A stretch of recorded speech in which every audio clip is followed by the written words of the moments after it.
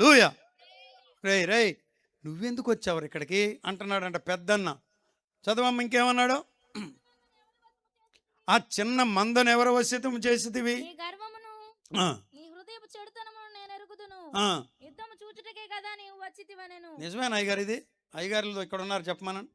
ఇది నిజమేనా? అన్నీ తెలిసినట్టే చెప్తారు కొంతమంది మనోళ్ళే. ఆ? మనోళ్ళే అబ్బో అంతా బడాయే కానీ అక్కడ ఏమీ లేదంటారు మనల్ని. మనం ఏమి కంగారు పడక్కర్లా. మన బిడ్డలే, విశ్వాసులే కావచ్చు, సేవకులే కావచ్చు, వేరొక దైవజనుడు కావచ్చు. ఏమంటున్నా డిస్కరేజింగ్ అనమాట. నాకు తెలుసులేరా నువ్వు ఎందుకు వచ్చావో, యుద్ధం చూడటానికని. అసలు వాస్తవంగా యుద్ధం చూడటానికి వచ్చాడు అయ్యగారు దావీదు. తండ్రి చేత పంపబడ్డాడు. దేవునికి స్తోత్రం.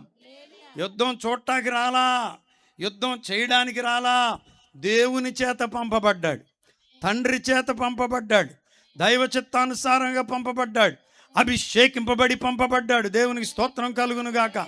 హల్లెలూయా. అయితే జనులేమంటున్నారు, అన్నేమంటున్నాడు, నువ్వు గర్వంతో వచ్చావు. నిజంగా గర్వంతో వచ్చాడా? నీ గర్వమును నేను ఎరుగుదును. అసలు ఆ గొర్రె పిల్లల్ని ఏం చేసావురా నువ్వు అని పెద్ద బాధ్యత ఉన్నోళ్ళలాగా.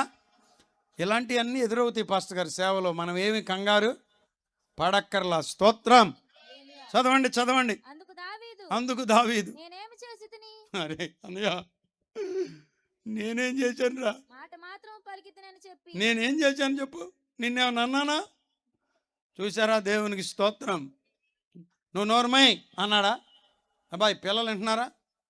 అన్నయ్యని పట్టుకుని ఏయ్ నువ్వు నోరుమై అన్నాడా?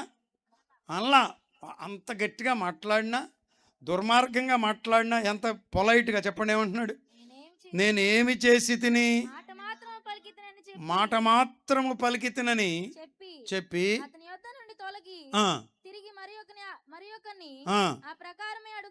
చూసారా? దుష్టుని కంట దూరంగా వెళ్ళిపోవాలి. స్తోత్రం. ఎవడో చెడగొట్టాడని మన దర్శనాన్ని పోగొట్టుకోవడానికి వీల్లేదు. ఎవరో ఏదో అన్నారని ప్రభువు మనల్ని పంపిన పనిని వదిలేయడానికి వీల్లేదు. దేవునికి స్తోత్రం. కేకమ్మట వెనక పారిపోయాడా? పారిపోలా. ఇంకొక చోటకెళ్ళి విషయం ఏంటి కనుక్కుంటున్నాడంట. బాబు ఆ కొండ మీదనున్నారు వాళ్ళు, ఈ పర్వతం మీదనున్నారు వీళ్ళు, ఇదేమో పెద్ద అగాధ లోయ. అసలు ఏంది సంగతి? వాళ్ళు ఊపుతున్నారు, వీళ్ళు తలలు ఊపుతున్నారు. అసలు ఏంది సంగతి అని అడుగుతున్నాడంట. చదువమ్మా. అడుగగా అదే ప్రకారం ప్రత్యుత్తరం ఇచ్చిరి. దావీదు చెప్పిన మాటలు నలుగురికి తెలియగా. అయ్యగారు ఎప్పుడు గుర్తుంచుకోండి, సేవకులకి మీకు కూడా చెప్తున్నాను, అసలు మనం ఉన్నామని నలుగురికి తెలియాలి. ఒక ఆయన అన్నాడు, వాల్ పోస్టర్లు ఎందుకు పాస్టర్ గారు అన్నాడు. వాల్ పోస్టర్లు ఎందుకేంటి? ఇక్కడ సభలు జరుగుతున్నాయి అని తెలుసుకోవడానికి. దేవునికి స్తోత్రం. హల్లెలూయా. ఇంకొక పెద్ద మంది 25 ఏళ్ళు వేయించారా? అది అప్పుడు ఇప్పుడు కాదు, 25 ఏళ్ళు. ఏం చేస్తాంలే, పారబోసుకోండి. మనం ఏం చేస్తున్నామంట? పారబోసుకుంటున్నామంట. కానీ ఎత్తుకునే రోజు ఒకటి వస్తుందని ఆవిడికి తెలియదు. పారబోసుకునేటప్పుడు తక్కువ పారబోసుకుంటాం చెప్పండి, ఎత్తుకునేసరికి విస్తారముగా పిడికెడు. ఏమండి గారు?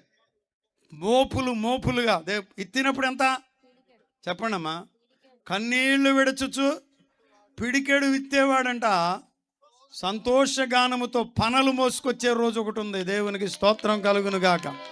హల్లెలూయా. ఆమేనంటారా? వదిలేశాడా? అసలు వదలకూడదండి. పట్టిందేదో పట్టాం, జయించేటంత వరకు వదలడానికి వీల్లేదు. స్తోత్రం. ఆమేనండి.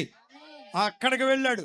వాళ్ళు విని, వీళ్ళు విని, నలుగురు విని, అయ్యా ఇక్కడ ఎవడో ఒక బొడ్డోడు తిరుగుతున్నాడు, అసలు దాని సంగతి ఏంటో చెప్పండి, వాడి సంగతి నేను తేల్చేస్తానంటున్నాడు అని ఎక్కడికి వెళ్ళిందంట వార్త? సౌలుకు తెలియజెప్పిరి. కనుక అతడు అవసరతలో ఉన్నప్పుడు పిలవకేం చేస్తాడు గారు? మామూలుగా అయితే పిలవడేమో, కానీ ఇక్కడ వ్యవహారం బాగోలేదు కాబట్టి ఏ రాయి అయితే ఏమైందిలే బాబు, ఏ టైం ఎట్టుందో తెలియదు, పిలవనంపమన్నారు. ఇప్పుడు పిలవనంపితే నిన్నే బాబు పిలుస్తున్నాడు రా అని గబగబా ఈడ్చుకుపోయారు. అమ్మో అమ్మో అమ్మో రాజుగారి దగ్గరగా అమ్మో అమ్మో అనుకుంటున్నారు. నేను వీళ్ళ తమ్ముళ్ళు అన్నలు చూసి ఎలియాబు ఓరి నాయను, అక్కడ దాకా వెళ్ళిపోయాడు వీడు రాజు దగ్గరికి. మేము ఇన్నాళ్ళు మట్టి సైన్యంలో ఉన్నాం, మేము ఇంతవరకు వెళ్ళలా. ఎక్కడి వరకు వెళ్ళారు? అక్కడ వరకు వెళ్ళిపోయాడా అనుకుంటున్నారు అన్నలు. దేవుడు నీకు అవకాశం ఇస్తాడు. దేవునికి స్తోత్రం, హల్లెలూయా. అభిషేకం ఉన్నప్పుడు అవకాశాలు ప్రభు అనుగ్రహిస్తాడండి. దేవునికి స్తోత్రం.